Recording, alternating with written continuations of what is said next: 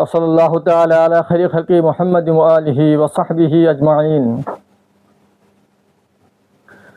আলহামদুলিল্লাহ, রমজানের দীর্ঘ সিয়াম সাধনা এবং ঈদ উল ফিতরের পর আশা করি সকলেই সুস্থ আছেন। যে যেখানে আছেন সকলের সুস্থতা কামনা করে শুরু করছি এবং প্রথমে জানাচ্ছি ঈদ মোবারক।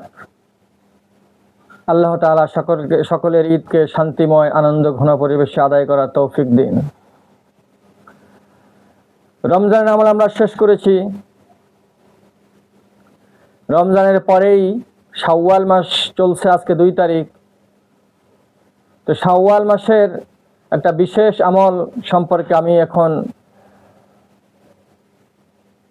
আপনাদেরকে জানাচ্ছি।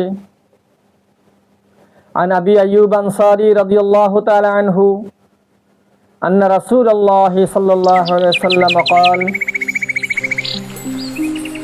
من صام رمضان ثم أتبعه 6 من شوال كان كصيام الدهر। সহিহ মুসলিম 1164 নম্বর হাদিস। এই হাদিসের মধ্যে পিয়ারা হাবিব সাল্লাল্লাহু আলাইহি সাল্লাম ইরশাদ করছেন, যে ব্যক্তি দীর্ঘ রমজানের 1 মাস রোজা রেখে সাথে সাথে শাওয়াল মাসে আরো 6টি রোজা রাখবে, সে যেন পুরো বছরই রোজা রাখলো, বছরব্যাপী রোজা রাখলো, এতটুকু সওয়াব সে পাবে। মুসলিম শরীফের রওয়ায়াত 1164 নম্বর হাদিস।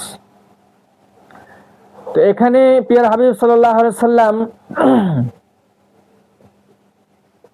যে কথাটি বলেছেন যে এই 6টা রোজা রাখলে রমজানের পরে সে পুরো বছর রোজা রাখার সওয়াব পাবে। যেহেতু আরবি মাস হিসাব করা হয় 360 দিনে আর ইংরেজি 365 দিনে। তো এখানে আরবি মাসের হিসাব ধরা হবে 360 দিন। মানুষের একটি ছোট থেকে ছোট আমলের জাযা বা প্রতিদান আল্লাহ পাক যদি 10 গুণ করে দিবেন, তাহলে আমরা যদি 30টি রোজা রাখি, 10 দিয়ে গুণ দিলে 3 × 10 = 30, 300 হয়, 300 রোজা হয়। সেটা যদি 29 রোজাও হয়, আল্লাহ জাল্লা শাআনুহু রহম কারামওয়ালা, ওনার রহমত বড় মহান এবং প্রশস্ত, 29 রোজা রাখলেও ওই 300 দিনের সওয়াবই আল্লাহ পাক জাল্লা শাআনুহু আমল নামায় দেবেন। এরপরে যদি আরো 6টা রোজা রাখা হয়, তখন সেক্ষেত্রে 6 × 10 = 60, তাহলে 360 হয়ে গেল। শাওয়াল মাসে 6টা রোজা রাখলে সে 360 দিন রোজা রাখার সওয়াব পেয়ে যাবে, তার আমল নামা লেখা হয়ে যাবে, তার গুনাহ মাফ হয়ে যাবে, পিছনের সমস্ত সগীরা গুনাহ। আর যদি তওবা ইস্তেগফারের মাধ্যমে সে কবিরা গুনার জন্য তওবা করে, সে একদম মাসুম হয়ে যাবে, নিষ্পাপ হয়ে যাবে। ইন্তেকাল করলে সরাসরি জান্নাত, কোনো কথা নেই। আলহামদুলিল্লাহ।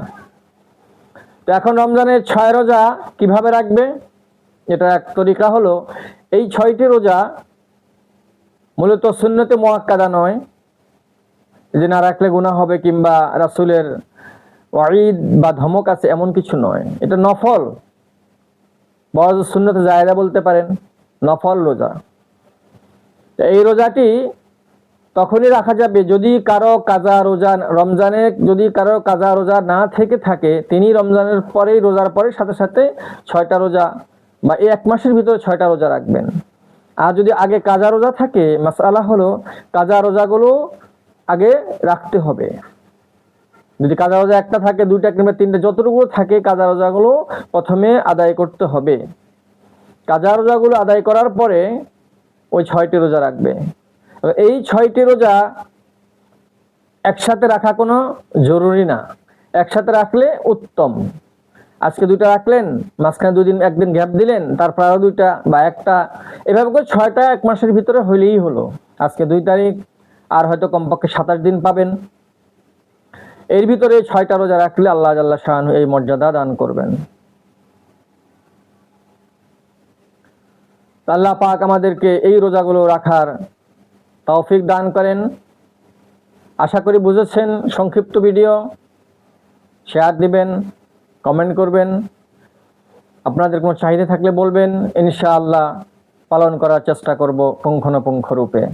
আল্লাহ তাআলা আমাদেরকে জাযায়ে খায়ের এবং তৌফিক দান করেন। আসসালামু আলাইকুম ওয়া রাহমাতুল্লাহ।